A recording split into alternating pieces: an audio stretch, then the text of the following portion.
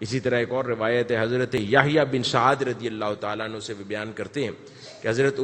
ابو بکر صدیق رضی اللہ تعالیٰ عنہ نے شام کی طرف ایک لشکر روانہ فرمایا اور فرماتے ہوئے یزید بن ابی سفیان کی طرف آئے اور ان سے فرمایا میں تمہیں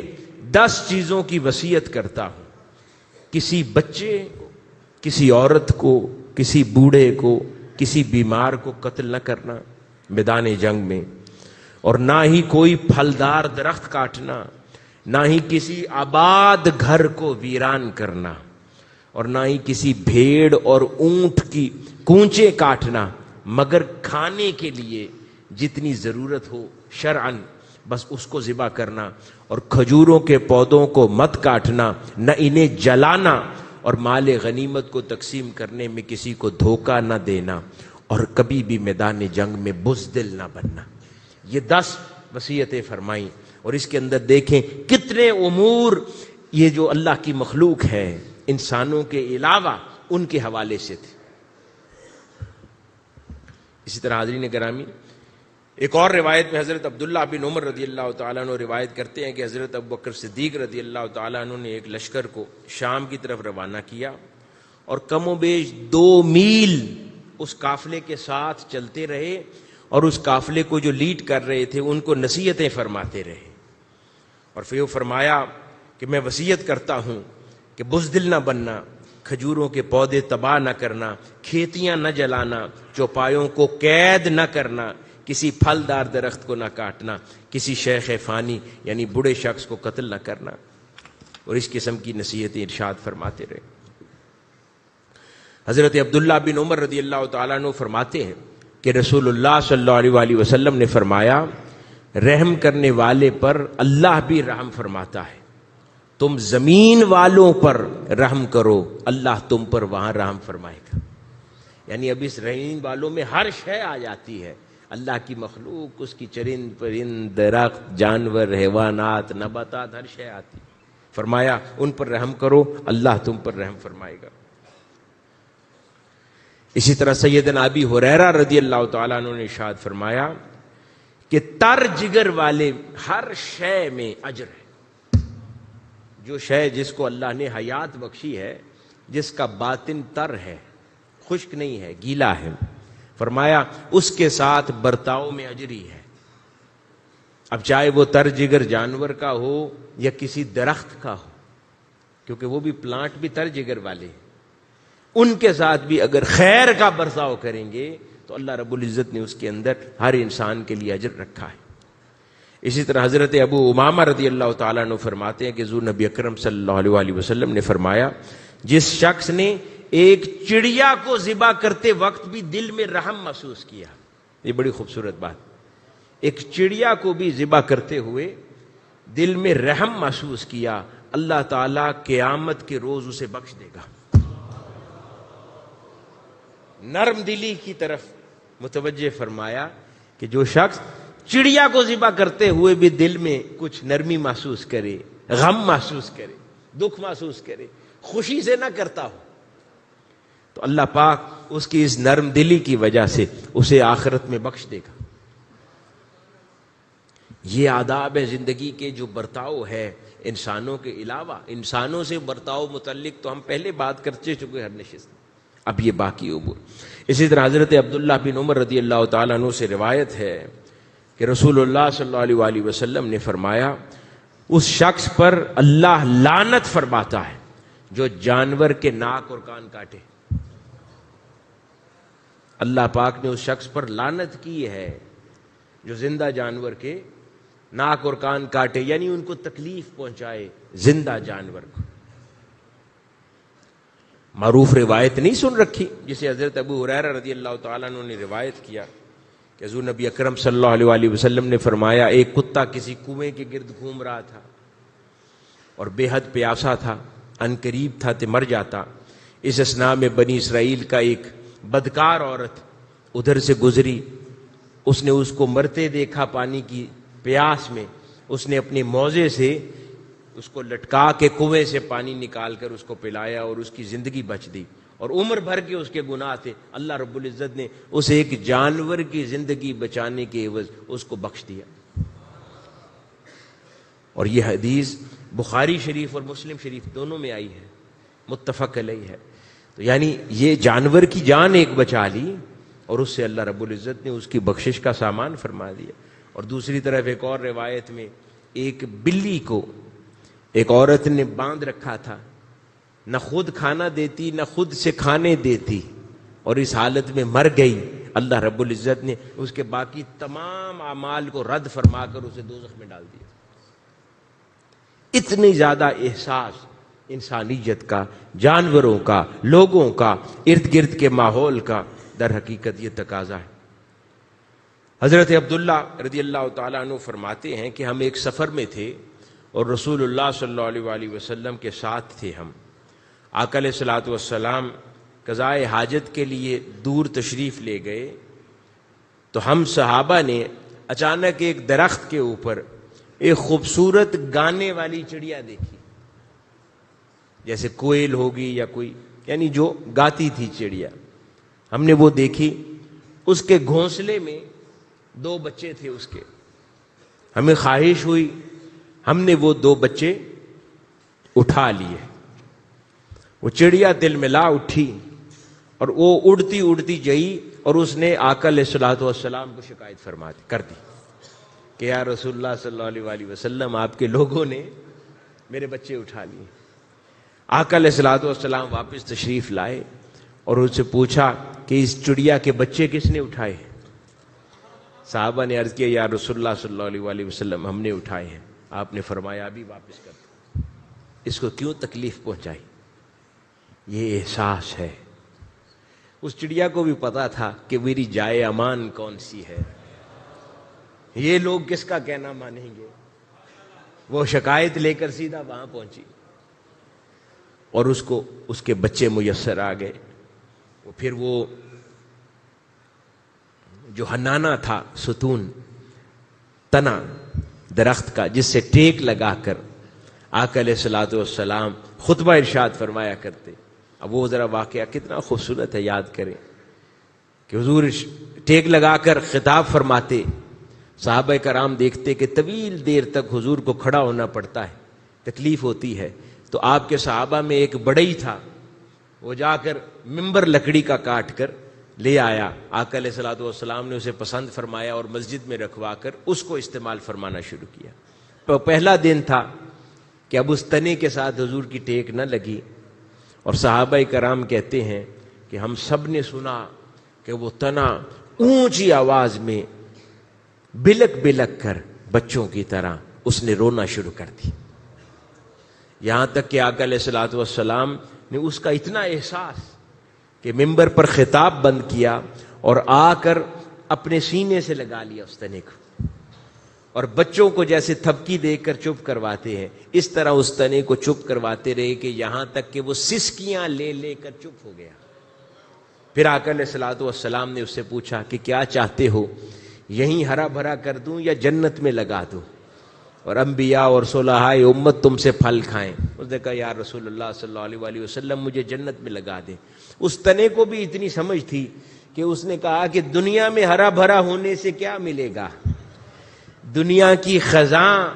وہ خزاں بہتر ہے جس سے وہاں زندگی مل جائے۔ انسان کو یہ بات سمجھ نہ آئی، وہ دنیا کی خزاں پہ مارا مارا پھرتا ہے۔ اس تنے کو بھی یہ بات سمجھ آ گئی کہ دنیا میں ہرا بھرا نہیں ہونا، آخرت میں یا رسول اللہ لگا دے صلی اللہ علیہ وسلم، تاکہ انبیاء اور صالحین اور شہداء اور صدیقین کی معیت میسر آ جائے۔ اب یہاں پر ایک بڑا خاص نقطہ جو میں سائنٹیفک عرض کرنا چاہتا ہوں، 1400 سال پہلے کا یہ واقعہ کہ تنا وہ رویا، چیخا، چلایا، غم کا اظہار کیا، یہاں تک کہ آقا علیہ الصلوۃ والسلام نے بھی سنا اور صحابہ کرام نے بھی سنا، اور اس کے بعد اس تنے کو شفقت فرمائی اور وہ چپ ہو گیا اور تنے نے حضور سے کلام کیا۔ اب یہ ایک واقعہ ہے، اس کو ہم عموماً معجزہ شمار کر کے بات ختم کر دیتے ہیں کہ یہ آقا علیہ الصلوۃ والسلام کا معجزہ ہے، لیکن اب اس کا ایک یقیناً معجزہ ہے، لیکن ایک اس کا سائنٹیفک پہلو 1400 سال بعد اس سال 2025 میں آج دنیا کے معروف سائنسدانوں نے تحقیق کی اور آج اس نتیجے پر پہنچے ہیں کہ جب ہم کوئی چھوٹا سا پھول یا کوئی درخت کی ٹہنی یا کسی درخت کے تنے کو ضرب لگائیں یا اس کو توڑیں، نقصان پہنچائیں، تو وہ بھی انسانوں کی طرح روتا اور چیختا ہے۔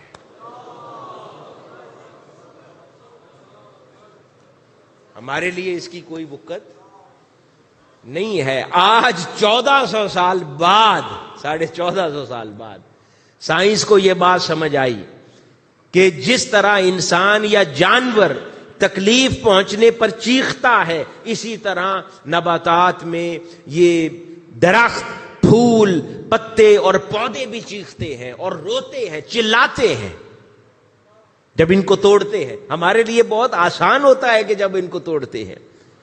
ان پر ہم پاؤں رکھتے ہیں، اور خاص طور پر جب کسی کا استقبال کرنا ہو تو سوچیں کتنے پھولوں کو رلاتے ہیں اس دن، پھر اس کو پھینکتے ہیں بے دریغ۔ یہ ایک تکلیف دہ عمل ہے۔ فرق کیا ہے؟ سائنس نے کہا فرق یہ ہے کہ جیسے ریڈیو کی فریکوینسیز ہوتی ہیں نا، پتہ ہے نا ریڈیو کے چینلز ہوتے ہیں، فریکوینسی، اب کسی جگہ پہ براڈ کاسٹ ہو رہا ہے کچھ، تو آپ پھر اس کا لیور گھماتے رہتے ہیں، جہاں پہ وہ کس فریکوینسی پہ وہ لیور میچ کرے تو وہاں سے وہ پھر سنائی دینے لگ جاتا ہے۔ کسی اور چینل پر آپ بیٹھے رہیں گے، وہاں آواز آ رہی ہے، آپ کو سنائی نہیں دے گا۔ اس کا یہ مطلب نہیں ہے کہ آواز نہیں آ رہی، براڈ کاسٹ ہو رہا ہے، لیکن آپ کی فریکوینسی اس کی میچ نہیں کر رہی۔ تو سائنس کہتی ہے کہ جو انسان اور جانور ہیں ان کی آواز کی فریکوینسی ایک ہے، اس لیے جب وہ چلاتے ہیں تو ہم ایک دوسرے کی آواز سن پاتے ہیں۔ لیکن اللہ رب العزت نے یہ جو باقی مخلوقات پیدا فرمائی ہیں، اور بالخصوص درخت، پودے اور پھول، یہ بھی کلام کرتے ہیں، لیکن ان کی فریکوینسی اور ہے۔ انسانی سماعت اس کو سن نہیں سکتی، لیکن وہ بھی چیختے ہیں، وہ بھی روتے ہیں، انہیں بھی تکلیف ہوتی ہے، لیکن وہ اپنا اظہار دوسری فریکوینسی میں کرتے ہیں جو ہم نہیں سنتے۔ اور قربان جائیں 1400 سال پہلے یہ اس تنے کا واقعہ رونما ہوا، اور اس کا چلانا اب یہ معجزہ ہے کہ وہ فریکوینسی اور تھی جس میں چیختا تھا، لیکن اللہ کے رسول نے بھی سنا، صحابہ کرام نے بھی اس فریکوینسی میں اس کا کلام سنا، اس کا رونا سنا۔ اور جب اللہ رب العزت اولیاء کو، اور بالخصوص جب وہ قطب اور غوثیت کے درجوں پر فائز ہو جاتے ہیں، اور اللہ رب العزت ان کے روحانی مقامات اور منازل اور بلند کر دیتا ہے، تو ان کو یہ بھی عطا فرما دیتا ہے، کچھ پر یہ انعام بھی فرماتا ہے کہ وہ دیگر فریکوینسیز کی آوازیں بھی سن سکتے ہیں آقا علیہ الصلوۃ والسلام کی عطا سے۔ ان کو باقی کچھ فریکوینسیز بھی سنائی دیتی ہیں۔ یہ ایسے ہی ہے کہ جیسے جنات ہیں، ان کا کلام بھی دوسری فریکوینسی میں ہے، وہ جب بات کرتے ہیں، اسی طرح فرشتے ہیں جب وہ کلام کرتے ہیں، ہو سکتا ہے کسی مجلس میں کوئی آ کر کلام کرے، جس کو مخاطب کیا جا رہا ہے اس کو سنائی دے رہا ہے، باقیوں کو نہیں دیتا۔ فریکوینسی کا فرق ہے، اس وقت اسپیسیفک اس ایک آدمی کی فریکوینسی کھول دی جاتی ہے۔ اسی طرح جیسے حالت بیداری میں کچھ لوگوں کو زیارات ہوتی ہیں یا کلام سنتے ہیں، یا پھر کئی واقعات ہوئے جس کے اوپر کچھ نادان لوگ اعتراض کر دیتے ہیں۔ جب کسی نے کہا کہ آقا علیہ الصلوۃ والسلام کی زیارت ہوئی، آقا علیہ الصلوۃ والسلام کی حالت بیداری میں زیارت ہوئی، یا سیدنا امام رفاعی رضی اللہ تعالیٰ عنہ، سلسلہ رفاعیہ کے جو امام ہیں، انہوں نے آقا علیہ الصلوۃ والسلام کے روضہ پاک کے اوپر حضور کی بارگاہ میں عرض کیا، تو اس وقت آقا علیہ الصلوۃ والسلام کا دست پاک باہر تشریف لایا اور انہوں نے دست بوسی کی۔ پھر کئی واقعات ہیں کہ جن پہ روضہ پاک پر بزرگان دین نے جا کر سلام عرض کیا اور حضور نے سلام کا جواب عطا فرمایا. اب کوئی نادان اس پر چیخے کہ کسی نے تو نہیں سنا. بھائی وہ انسانی فریکوینسی آپ کے ساتھ اوپن اس وقت نہیں ہے. اللہ رب العزت نے جس پر انعام کیا ہے وہی سن سکتا ہے، یا جن کو اور سنانا چاہے، جیسے وہ حنانہ تھا کہ اس وقت اب وہ فریکوینسی میں اور رو رہا ہوگا، لیکن اس وقت اس کا رونا اللہ کے رسول کو بھی اللہ نے سنوایا اور حضور کے صحابہ کو بھی اللہ نے سنوایا. وہ فریکوینسی اچانک میچ ہو گئی، ریڈیو اسٹیشن میچ ہو گیا اور جو روتا تھا وہ سنوا دیا. تو بات کیا کی کہ تکلیف انہیں ہوتی ہے ہمارے برتاؤ سے، ہمیں سنائی دے یا نہ دے. جب ہم پودوں کو، ٹہنیوں کو، پھولوں کو جب ہم ڈیل کرتے ہیں تو اس احساس کے ساتھ کیا کریں، ان کو ایسے رونتے نہ چلے جائیں، اس احساس کے ساتھ کہ ایکچولی ان کو بھی تکلیف محسوس ہوتی ہے. انسان جب اتنا احساس کرنے والا ہو جائے، حضور شیخ الاسلام خطاب میں نہیں فرما رہے تھے کہ جب کوئی صوفی اور فقیر ہو جاتا ہے، جب اس راہ پر چلیں گے تو چوتھی چیز فرمایا یہ بھی کرو کہ چلتے پھرتے ایسے بھی احساس کرو کہ اللہ کی مخلوقات پاؤں کے نیچے نہ روندی جاتی ہو. فرمایا نا، یہ اسی احساس کی بات ہو رہی ہے کہ اللہ کی مخلوق کی یوں قدر کیا کرو. پھر اسی طرح پرندے صرف درخت پودے نہیں ہیں، پہاڑ بھی ہیں، ان کی بھی ایک الگ طرح کی زبان ہے، اور جو ان سے پیار کرتا ہے وہ اس کا خیال بھی رکھتے ہیں، ان کی بھی زبان جدا ہے. حضرت ابو حمید سعدی رضی اللہ تعالیٰ عنہ بیان کرتے ہیں کہ غزوہ تبوک سے ہم واپس آ رہے تھے تو رسول اللہ صلی اللہ علیہ وسلم نے فرمایا، ہم مدینہ منورہ کے نزدیک پہنچے تو رسول اللہ صلی اللہ علیہ وسلم نے فرمایا یہ احد پہاڑ ہے جو ہم سے محبت کرتا ہے اور ہم اس سے محبت کرتے ہیں. ابھی اللہ کے رسول فرما رہے ہیں اگر کوئی بے جان سی چیز ہو، پتھر ہے، تو یہ لاجیکل بات بنتی ہے کہ یہ پتھر مجھ سے محبت کرتا ہے، اور ہم اس پتھر سے نہیں. ہمیں ان کا احساس صرف نہیں ہے، وہ بھی اپنے وجود میں کچھ تازگی رکھتے ہیں، اللہ کے حضور اپنا وجود رکھتے ہیں، وہ بھی کچھ احساسات رکھتے ہیں. نہیں تو یہ فقط اللہ کے رسول کا فرمان ہے، کوئی عام آدمی کی تو بات نہیں ہے کہ کہیں کہ یہ پہاڑ مجھ سے محبت کرتا ہے. اب اس کی کوئی تو زبان ہوگی نا محبت کی، اب اس محبت کی کوئی زبان اور کوئی تعریف تو ہوگی کہ اللہ کے رسول تصدیق فرما رہے ہیں. عام بات تو نہیں ہو سکتی. تو پہاڑ بھی محبت کرتے. پھر اونٹ تھے. حضرت یعلا بن سیابہ رضی اللہ تعالیٰ عنہ فرماتے ہیں کہ ایک سفر میں رسول اللہ صلی اللہ علیہ وسلم کے ہمراہ تھے. ایک اونٹ آپ کی خدمت میں اپنی گردن کو زمین پر رگڑتے ہوئے حاضر ہوا اور اتنا بلبلایا کہ آنسوؤں سے ارد گرد کی زمین گیلی ہو گئی. حضور نبی اکرم صلی اللہ علیہ وسلم نے فرمایا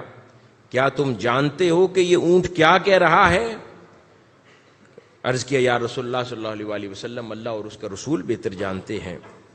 فرمایا اس کا خیال ہے کہ اس کا مالک اسے ذبح کرنا چاہتا ہے. حضور نبی اکرم صلی اللہ علیہ وسلم نے فرمایا اس کے مالک کی طرف آدمی بھیجا کہ اس کو بلا لاؤ، اور بلا کر اس سے پوچھا کہ یہ اونٹ تمہاری شکایت کرتا ہے اور کہتا ہے کہ مجھ سے یہ ساری زندگی، اب میں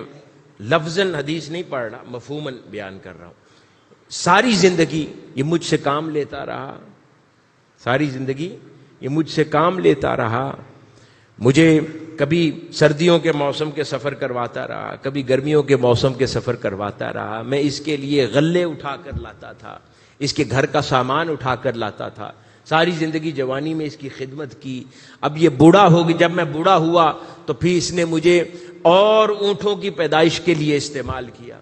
پھر وہ بھی خدمت اس کے لیے انجام دی، میری وجہ سے کئی جوان اونٹ اس کو میسر آئے، اب وہ اس کی خدمت پر لگ گئے ہیں، میری نسل کے اونٹ. اتنی خدمت میں نے ساری زندگی دی، اس کے باوجود اب میں جب کسی کام کا نہیں رہا تو اب مجھے یہ ذبح کر کے میرا گوشت کھانا چاہتا. قربان جائیں آقا علیہ الصلوۃ والسلام کی اس بارگاہ امان پر کہ اس فرشتے کو امان محسوس ہوئی. اور جب بڑا خوبصورت واقعہ ہے کہ جب وہ اس کا مالک آیا بلوانے پر، اونٹ پہلے حضور کے پاس کھڑا شکایت کر رہا تھا، جیسے ہی وہ مالک آگے سے پہنچا تو اونٹ آقا علیہ الصلوۃ والسلام کے پیچھے ہو کے چھپنے کی کوشش کر رہا ہے. قربان جائیں کہ اس کے اندر بھی یہ کیسی سمجھ ہے کہ یہ مجھے اب بچائیں گے، مالک کہیں مجھے پکڑ کے زبردستی نہ لے جائے. وہ آقا علیہ الصلوۃ والسلام کے پیچھے ہو کے چھپنے کی کوشش کر رہا ہے، اس احساس سے کہ یہ میرے بچانے والے ہیں، مجھے امان عطا فرمانے والے ہیں. سبحان اللہ صلی اللہ علیہ وآلہ وسلم. فرمایا جی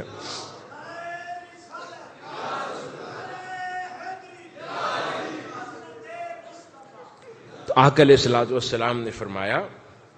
اس کے مالک سے کہ کیا بہترین خدمت گزار کی یہ جزا ہوا کرتی ہے. اب یہ جانور کے لیے فرما رہے کہ جس نے عمر بھر اتنی خدمت کر دی ہو، کیا اس کی یہ جزا ہوتی ہے کہ اب تو اسے مار دے. اب حالانکہ یہ حلال عمل ہے، اس کا جانور ہے، وہ کھا سکتا ہے، لیکن دوسری طرف احساس دیکھیں کہ فرمایا کہ نہیں، اس کو تو نے ایک پالتو کی طرح، خدمتگار اور گزار کی طرح اس کو پالا، بھلے تیرا جانور ہے، اب اس کی خدمت کر. وہ عرض کرنے لگا یا رسول اللہ صلی اللہ علیہ وآلہ وسلم، یہ تو 3 دن سے ہمیں بھاگا ہوا ہے ہم سے، تو آج آپ کے پاس ملا ہے. یہ جان چھڑا کر 3 دن سے بھاگا پھرتا ہے، یہ آج آپ کے پاس ملا ہے. اس وقت وہ پیچھے چھپ رہا تھا. سبحان اللہ. اس پر آقا علیہ الصلوۃ والسلام نے فرمایا اس کے بارے میں جو تجھے کہا ہے خوف کر خدا کا. وہ کہنے لگا یا رسول اللہ صلی اللہ علیہ وآلہ وسلم، آپ جیسے فرمایا ویسے کریں گے. حضور نے اس کا دل پڑھ لیا. فرمایا تو جھوٹ بولتا ہے، تو اس کو پھر بھی مارے گا. 100 درہم ادا کر کے آپ نے اس کو خریدا، اس کو خرید کر آزاد فرما دیا. جا اب تو باقی کی اپنی زندگی اپنی مرضی سے اب حفظ و امان میں جی لے. یہ احساس آقا علیہ الصلوۃ والسلام نے جانوروں کا سکھایا. ایک اور مقام پر ارشاد فرمایا کہ وہ حلال جانور جن کو تم پیٹ کے طور پر پال لو، یعنی اپنے ساتھ مانوس کر لو، پھر بہتر ہے کہ ان کو نہ کھاؤ، کیونکہ پھر وہ دھوکہ محسوس کریں گے. تم نے اتنا پیار دیا ان کو، اپنی ذات سے اتنا مانوس کر لیا، وہ کم از کم تم سے اب یہ توقع نہیں رکھتے کہ ان پر چھری چلا دو گے. انہیں مانوس کر لیا ہے، بھلے دے دو کسی کو، وہ آگے جو بھی کرے اس سے مانوس نہیں ہوگا، لیکن آپ کے ساتھ اب اس کی جذباتی وابستگی ہو گئی ہے، تو جس کی جذباتی وابستگی ہو جائے اسے دھوکہ نہیں دے سکتے، چاہے وہ جانور ہی کیوں نہ ہو. جو جذباتی طور پر جڑ جائے تو اس کا خیر. قربان جائیں آقا علیہ الصلوۃ والسلام کی عطاؤں پر حضور پھر ان انسانوں کا کتنا خیال رکھتے ہوں گے جو حضور سے جذباتی طور پہ جڑ جاتے ہیں. ایک جانور جو جذباتی طور پہ جڑ جائے، حضور نے فرمایا آپ دھوکہ نہیں دے سکتے، اس سے منہ نہیں پھیر سکتے. تو وہ حضور کا غلام کیا کرے گا کہ جو جذباتی طور پر اس دنیا میں اللہ کے رسول صلی اللہ علیہ وآلہ وسلم سے جڑ جائے، محبت کے رشتے میں بندھ جائے، تو کیسے ممکن ہو سکتا ہے وہ ذات جو ایک جانور کو دھوکہ دینے سے منع فرماتی ہو، وہ اپنے اس امتی کو دور فرما دیں اور اس سے برعکس فرما دیں جو وہ حضور سے توقع رکھتا ہو. پھر دھوکہ نہیں. اسی لیے اللہ پاک نے فرمایا نا کہ میں اپنے مومن بندے کے ظن کے قریب ہوں، کہ وہ میرے بارے میں جو گمان رکھتا ہے میں ویسا ہی اس کے لیے ہوں. اللہ پاک تو گمان رکھنے والے کے گمان کو دھوکہ دینا پسند نہیں کرتا. جس جو گمان رکھ لیا وہ فرماتا ہے میں پھر اس گمان کے مطابق ہوں. تو کوئی سچا سچا غلام ہو جائے، بندہ بن جائے، اس کا عبد بن جائے، اس کی فقیری کر لے، اس کی نوکری کر لے، بندگی کر لے تو اس کو کیسے یہ ازواج دھوکہ دے سکتی؟ تو جانور کے حقوق میں سے یہ بھی ہے کہ پھر اس کو خود ذبح نہ کرو، کیونکہ وہ پھر روئے گا کہ یہ اتنا عرصہ مجھے پیار دیتا رہا، مجھے کھلاتا تھا، ہاتھ سے پیار کرتا تھا، اب یہی میری گردن پہ چھری پھیر رہا ہے۔ اتنا احساس۔ چونٹیوں کا واقعہ معروف ہے، حضرت عبداللہ بن مسعود رضی اللہ تعالیٰ عنہ بیان فرماتے ہیں کہ ہم ایک سفر پر تھے، ایک جگہ قیام کیا، آقا علیہ الصلوۃ والسلام کہیں تشریف لے گئے، واپس آئے تو چونٹیوں کا ایک مسکن تھا، کسی نے اس کو آگ لگا رکھی تھی، آقا علیہ الصلوۃ والسلام جلال میں تشریف لائے، فرمایا کہ کس نے ان کی گھونسلے کو آگ لگائی ہے، فوری بجھاؤ اس کو، اور پھر اس کو بجھانے کا حکم دیا اور کہا کہ اس کا احساس کرو۔ ایک جگہ پر کوئی مرغی کو باندھ کے بچے کھیل رہے تھے، نشانہ مار رہے تھے، آقا علیہ الصلوۃ والسلام جلال میں آئے، جس کو سیدنا انس رضی اللہ تعالیٰ عنہ نے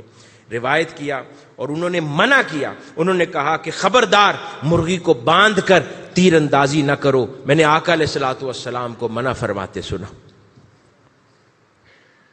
اور اسی طرح ایک اور مقام پر فرمایا کہ جانوروں کو باندھ کے نہ کھیلا کرو۔ اسی طرح ارشاد ہوا، آقا علیہ الصلوۃ والسلام نے فرمایا دو باتیں یاد رکھیں، حضور نے فرمایا کہ اللہ تعالیٰ نے ہر چیز کے ساتھ نیکی کرنے کا حکم دیا ہے،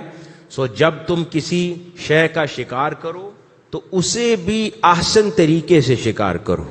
تکلیف اذیت والے نہیں، اور جب تم ذبح کرو